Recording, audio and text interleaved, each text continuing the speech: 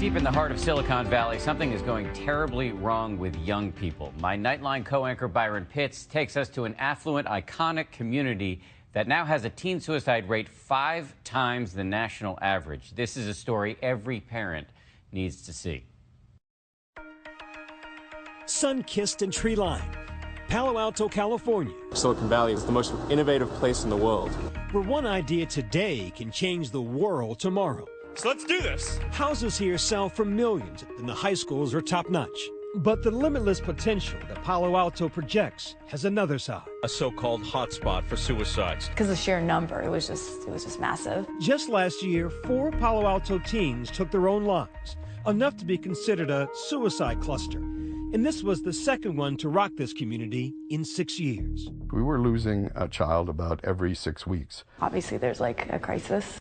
Now with the teen suicide rate 5 times the national average, prompting the CDC to announce today an investigation as to why so many kids here have chosen to end it all. A 16-year-old boy took his own life. On the night one of her classmates died, gun student Martha Cabot took to YouTube, placing blame, what she called her town's pressure cooker environment. It went viral. The amount of stress on a student is ridiculous. For Christian Leong and Andrew Bear, at the time juniors at the other public high school in town, word of his death stunned them. It was really sad for me because I didn't ever think that that kind of thing is even possible for someone our age. What does it do, you think, for your peers when people suddenly realize it is an option when someone they know takes that option? Well, with the whole nature of suicide clusters, we see that when one person does it, other people who considered it as an option may consider it more seriously, which is really frightening. If I can't even figure myself out, how on earth am I to expect anyone else to? So last summer, they made this documentary called Unmasked, their classmates revealing their own struggles with anxiety and depression. Through my struggles with depression, I self-medicated a lot with alcohol and drugs. I was suffering an anxiety attack. We're trying to take off the happy, everything's okay mask that our community has and really just talk about the deep problems that we're going through. Where does that pressure come from? Does it come from classmates? Does it come from teachers? Does it come from parents? I think if we knew the answer, then it'd be a lot easier to solve the problem. Dr. Madeline Gould, an epidemiologist at Columbia University, was invited to Palo Alto to study what could be causing their alarming number of teen suicides. There are many communities that have high stress levels and are economically advantaged, and they haven't experienced a suicide cluster. She cautions that one teen suicide can have the frightening and unintended consequence of signaling to other teens that it's a real option. They practically don't occur in any other age group. So between both the social influences and the biological influences, it makes them much more vulnerable to being influenced by somebody else's suicide. And what they can't see at that time is that there are other ways out of the pain, something Taylor Chu is alive to feel grateful for.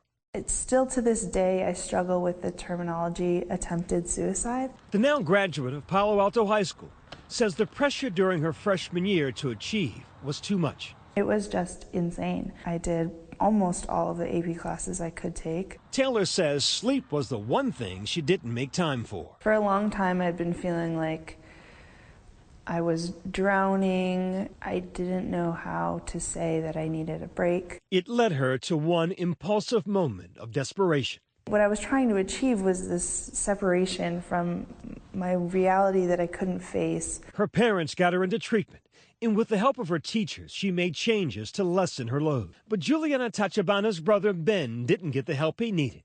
He was a sophomore when he took his own life. The message these two women who have overcome enormous pain want to spread: life is worth living. If you have people around you that kind of keep reminding you that, it is going to get better. Things are really looking up. Mark Vincini, a former English teacher at Gunn High School who mourned the loss of some of his own students, sees a need for change in the classroom. There is a lot that high schools can do to make teenage despair more bearable and more survivable. That the school environment is crucial. He believes smaller class sizes and, yes, less homework, students feeling like they can say enough, could make a difference. What's so challenging about going to high school in this part of the country?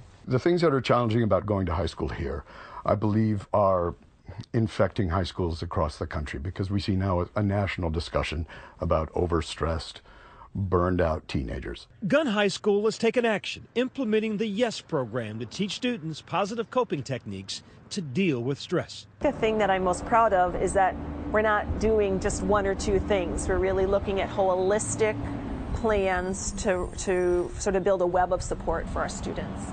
And suicide clusters are definitely not just a Palo Alto problem. What we found is that it crosses every socioeconomic characteristic. Communities have been impoverished, and we've seen them have a suicide cluster. Very driven, wealthy communities have suicide clusters. And it turns out some 15 to 20% of all teens have considered suicide. But reducing stigma around depression and creating dialogue about mental health are crucial steps towards preventing these deaths.